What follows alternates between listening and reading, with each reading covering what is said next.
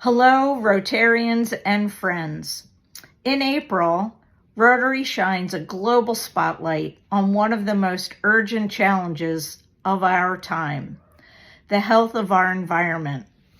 This is designated as Environment Month.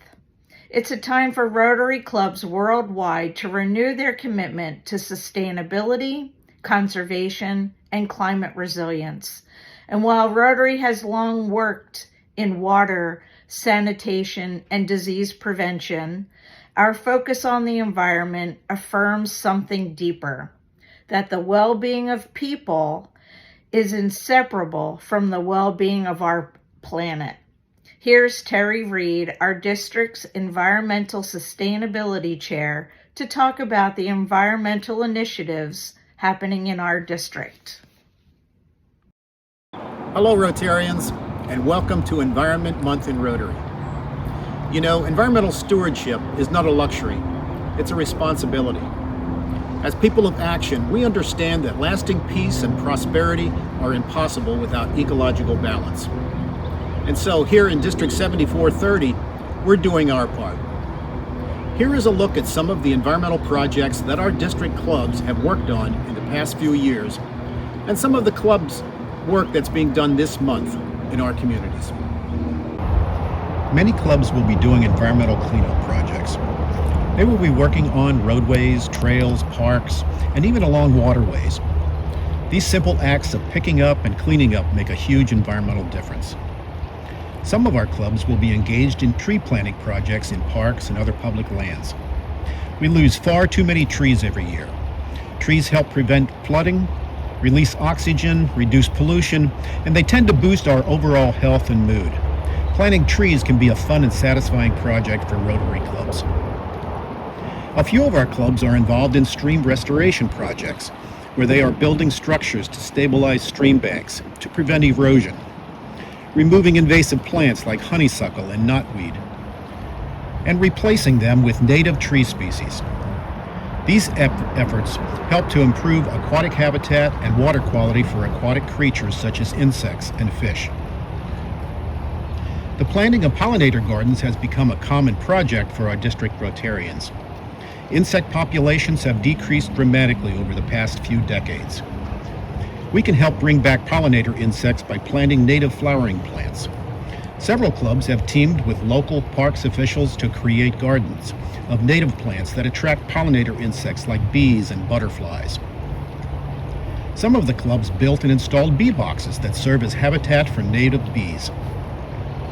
Rotarians have made a club project out of collecting plastic bags and other soft plastics materials and delivering them to grocery stores to be recycled by the Trex Company.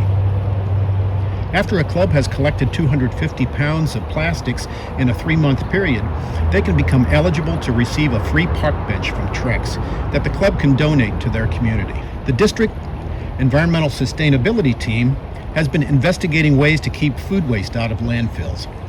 We are currently working with the Perkiomen Valley School District in Montgomery County to develop a pilot program for food composting.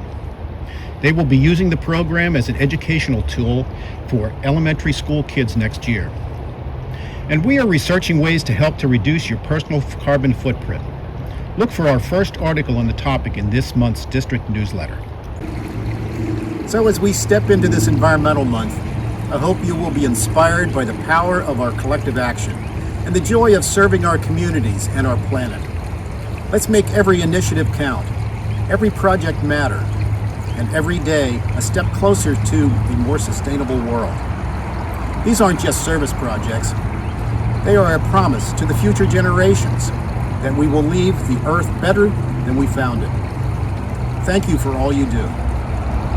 In closing, 2 things. If your club is doing an environmental service project this year, please be sure to let Terry Reed know all about it. You can find his email on our district website. And the second thing, by the time this video comes out, much of the planning for our Leadership Summit in Gettysburg will be complete. Close to 350 people will be gathering for fun and fellowship with a little bit of leadership training on the side. The focus of leadership development came about this year because of surveys of the 24-25 presidents.